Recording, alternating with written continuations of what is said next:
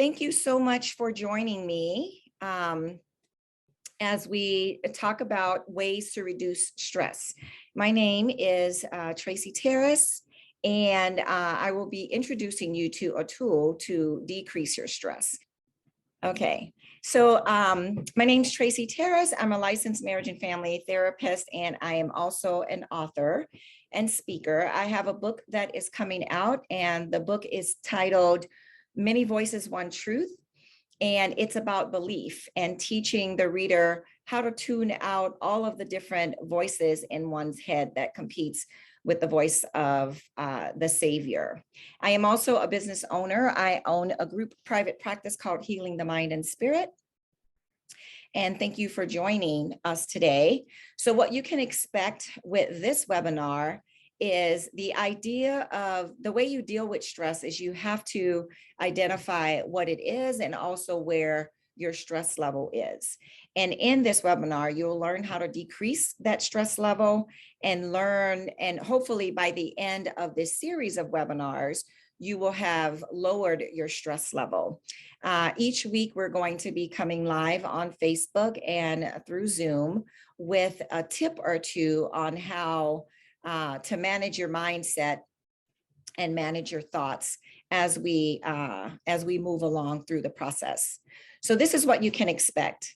The first week, which is today, the stress threshold, we're going to be talking about what that is and how you can learn to manage it. And then next week, we'll look at stress and how to decrease it and its relationship to the hormone cortisol. We're always producing cortisol, and it goes increasingly up as we are more and more stressed out.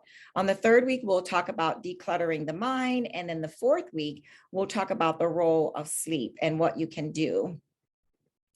So the stress threshold is the amount of stress any person can handle before they pop or before it becomes overwhelming. We all have a stress threshold, but it's not something that we all think about. These are some of the signs of stress, the signs that you've crossed your stress threshold, like if you are feeling burnt out or more anxious than usual, or you're having anxiety that is either difficult or almost impossible to manage, if you feel easily irritable and angered more than usual, or if your anger is disproportionate to whatever is going on that you are angry about.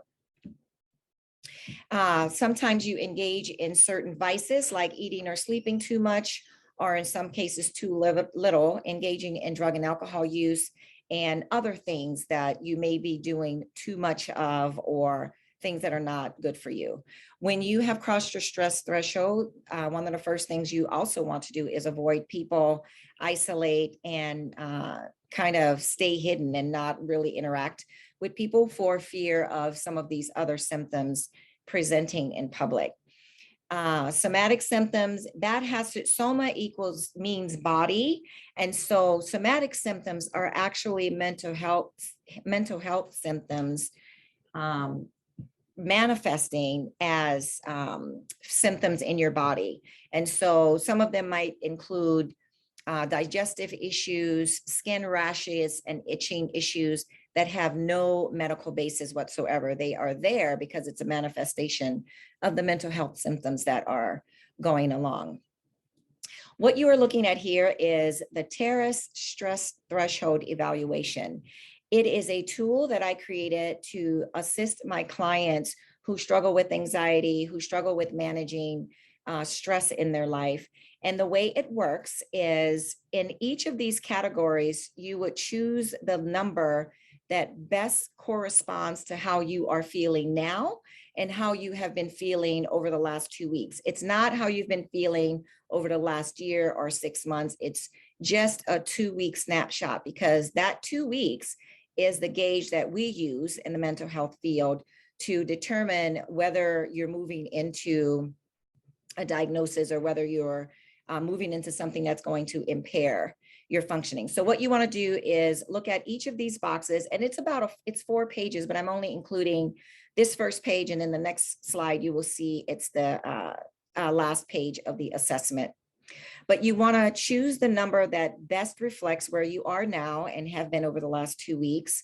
And if you're in between one or two, if you're in between two of the choices, pick the one that is most resonating today. And at the end, what you want to do is go back and tally up all the numbers to come up with your score. So you want to put your score, the date of the evaluation, and then you want to take it a second time. And what I'm asking participants to do is to take this evaluation at the end of July to see the differences between your score today or whenever you take the evaluation, and then what your score is going to be at the end of July.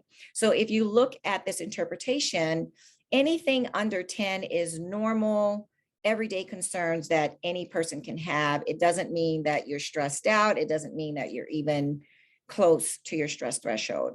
Between 10 and 20, there is a mild elevation in your stress response.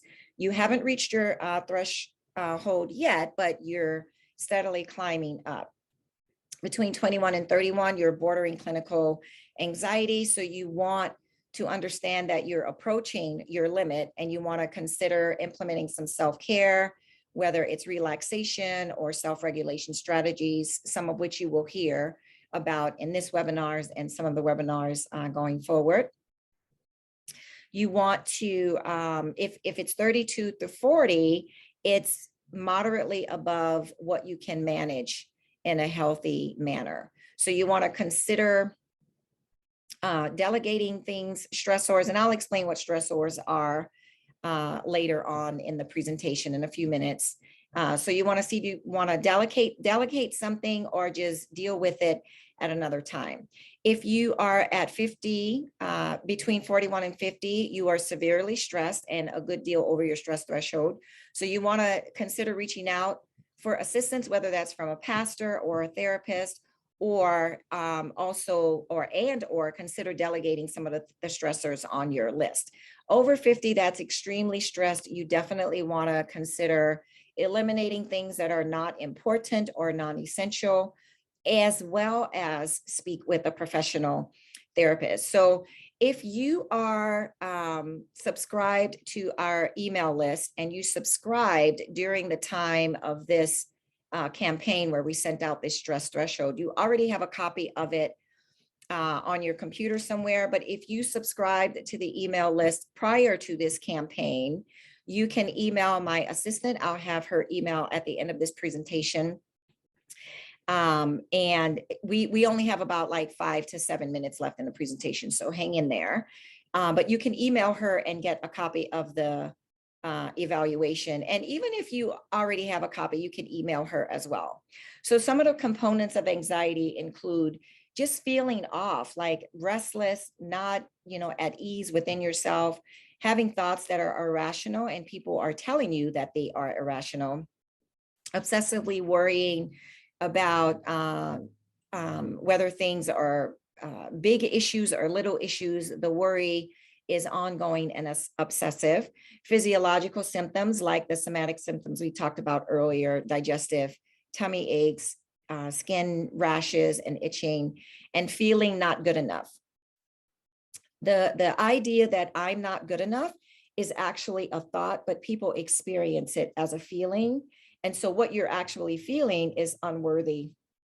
And whether you're feeling unworthy globally, like in general, or with regards to whatever is stressing you out. So like if you have a project and you are feeling anxious about it and you've crossed your stress threshold and you're feeling like you're not good enough to complete this project, that's not true. It's just your mind going into overdrive. And the thing about anxiety is, for some people, if it stays on board for a long period of time and you're not doing anything with it, or it's not moving, it's not getting better, it can easily lead into depression, where you end up with a compound situation. So we're going to grab our power back. The thing about anxiety and worrisome thoughts is that it provides information. So one of the things that you can do with this is to tell yourself, okay, I'm feeling anxious, acknowledge the presence of anxiety and let it be. Don't try to escape it using vices. Don't try to, pretend it's not there or ignore it. Investigate. Ask yourself, what information is this anxiety providing me? at this time, and think through some of the things that you're going through right now and some of the thoughts that are probably ruminating through your mind. And we'll talk about later what you can do with that. But you want to take a breath. Like breathing is one of the first things that, like conscientious breathing, like we're breathing all day, every day. But when you're doing conscientious breathing for the purpose of grounding yourself, that's the kind of breath that I want you to take. And so you could probably Google breath exercises and get a plethora of information on how to breathe to ground yourself and calm yourself. But one of the ones that I usually teach that's easy and it's on the spot and you don't have to think about is counting to 4 on the inhale, holding that breath for about 3 seconds, and then counting to 4 on the exhale to release the breath. And I would say do this 3 to 5 times until you are feeling more centered and grounded. And once you feel that way, that's when you want to challenge your thoughts. What am I thinking about? Is this true? Or what else is true about this? And then if it's not, especially if it's not true, you want to apply the truth and convince, redirect your mind to thinking about that truth instead of the false thing that is causing you to have anxiety. So the idea about this is for you to get control of your thoughts. And so what we mean by that is something that we call doing a mindful assessment, which is what you were doing, what I was explaining in the previous slide, where you're asking yourself questions. You're asking, what is this and what information is this anxiety providing to me? What is the truth of the situation? What are some things that I can do to calm myself down? And what I want you to learn today in looking at your stress threshold is that not everything is equal. When you're totally stressed out and when you've crossed your threshold, everything can feel like it is equal, but it's not. There's lots of things on our to-do list or things that we're responsible for that do not measure up in importance to some of the other things. And so what you're going to learn today is going to help you to list out what your priorities are, assign a level of importance to them, and decide whether you're going to delegate it out if you have that resource available or if you're going to deal with it. So we're going to take a mindful look at what's going on. So I've come up with an example of what may be going on in some of your lives, and I've listed them under categories that we all have responsibility for. There's family, work, ministry, finances, and self-care. So when you're thinking about, and these are the stressors, when I said I would tell you what stressors are things that are causing you stress. Like not every task on your to-do list is a stressor, but it becomes a stressor if you are worried about it, if you're anxious about it, if you're feeling powerless. So those things are the things that you want to list out and prioritize. So as you can see here, we have family. It's summertime, so maybe some people are planning summer vacations. While vacation may be a lot of fun, planning it may not always be so. Or perhaps there's a crisis with one of the kids in the family. Let's say at work, they're asking you to work overtime and you're already stressed out. Perhaps you're having a conflict with a colleague. In ministry, let's say there's a project that you've signed on to do or that you've been asked to do and you're stressing out about it or worrying about it. Maybe there's changes in the ministry over which you have no control. Maybe there are things that need to be done in the ministry and the resources are limited. For finances, probably every person on the planet, or many of us on the planet, are worried about rising costs and perhaps debt management. And then self-care, figuring out how you're going to take time for yourself or perseverating on the fact that you're not taking time for yourself. And so coming up with a plan.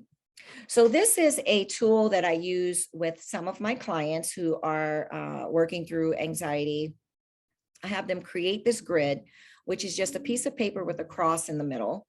And on the upper left-hand side, you want to take something from your list, from this list right here, and that you've created, and list a high priority item from that list that is easy to change, and list a high priority item from that list that is difficult to change. You want to list a low priority item that is easy to change, and a low priority that is not as easy to change. And so what we're doing here is, hold on, from that list that we used, this one, we've taken these things, we've taken 4 items: crisis with one of the kids, conflict with a colleague, rising costs, and I believe we also did changes in the ministry. Okay, so yes. So high priority, that's easy to change, crisis with one of the kids. And I just listed it as easy to change. It depends on the crisis. It may not be easy to change, but it's your kid, it's your family. So what makes it easy is that you and your child, or you and your spouse, or whoever else is available or associated with whatever this crisis is, can put your heads together and come up with a plan. And when you have that plan, of course, enacting the plan. So the reason I put it in the adaptable is because it's under your control. Like whatever it is you need to do, you get to decide. And so you take that power and you decide. High priority, less flexible. I chose conflict with a colleague because you can't change other people. You can change yourself, and you can decide for yourself, what am I going to do to remain professional? What am I going to do? What am I going to do to remain professional? What am I going to do to reduce this conflict with a colleague? And then you enact that plan on your own. If it's a colleague with whom you have really good rapport, perhaps you can have a conversation, and then you guys can reach some kind of resolution. Perhaps part of the resolution is enlisting the aid of an objective or third party. So on the low priority side, that is easy to change. The reason I put that under adaptable is because unless you are the ministry leader, there isn't much you can do about changing within the ministry. If the ministry is going in one direction, and unless the ministers are asking the congregation for their input, you probably have to either accept to go with the flow of the change, or voice your opinion about the change, but then let it be and let people do their job. There's a scripture in the Bible that talks about not making it difficult for your ministry leader. So if there's a change going on and there isn't much you can do about it anyway, decide how you're going to make it easy, and either get on board or decide that you're not going to have anything to do with that change, communicate that and move on. But the point is to not allow it to stay on your stress threshold list. Okay, so, and low priority, less flexible, that's the rising costs. It's something that we all have to deal with. And so what you can do is, though you can't change the fact that prices are rising, you can change your budget. You can change your relationship with your own finances and with your money, and set things aside that will help to reduce the stress that's associated with the rising costs. Okay, so you want to establish what it is you want. What do you want to do? So you would take all these things and use your tools. The biggest tool in your toolbox is your mind. And so in taking the time to draw that quadrant and those boxes and looking at your stressors list, let me go back and let you see it once more. Looking at this list, writing it into the appropriate boxes, use your mind to decide what it is you're going to do with this information. It doesn't do any good to write all of this down or take the time to plan and go through all of this unless you're going to enact a plan with not only your mind, but with the behaviors and the people that you've enlisted to help you manage your stress threshold. You want to use a calendar or some other listing device where you write down what it is you're going to do and write down what time you're going to address it, and then show up at that time and address it. You want to get a good night's sleep. One of the webinars, our last webinar, will talk a little bit about sleep and what you can do to help yourself to manage your thought life and manage your mindset. And then, because the thing about a good night's sleep is, I always tell my clients that the quality of your day actually starts the night before. What kind of sleep did you have? How did you enter into your sleep? Did you enter into your sleep restfully, or did you go in kicking and screaming or tossing and turning? Because all of that is going to impact your day the next day. And then you want to determine, the Bible said when Jesus was going to the cross, he resolutely set out for Jerusalem to go and do what he came here to do. So that's what you need to do. You need to decide what it is you want to do and determine that you will do it, and resolutely set out to enact your plan, to take the tools and the resources that you've gathered and just show up for yourself, show up for the people in your life. And when you do that, it does decrease your level of stress, because when you look at all those boxes, once you've handled one or two things in that box, that opens up space for you to handle another one or two things on your stress list. So thank you for joining me for this. I hope you enjoyed it. For the Terrace Stress Threshold Evaluation, if you do not have it, you may email my assistant at hms.maddiejackson@gmail.com, and she will send you the list, the assessment for you to take it. And again, I want you to take it as soon as possible right now. Earlier in July, since we're at the beginning of July, because I want you to utilize these tools. And then at the end of July, take the assessment again, and then see where your levels are. So next week, we're going to talk about decreasing stress and stress's relationship to the hormone cortisol.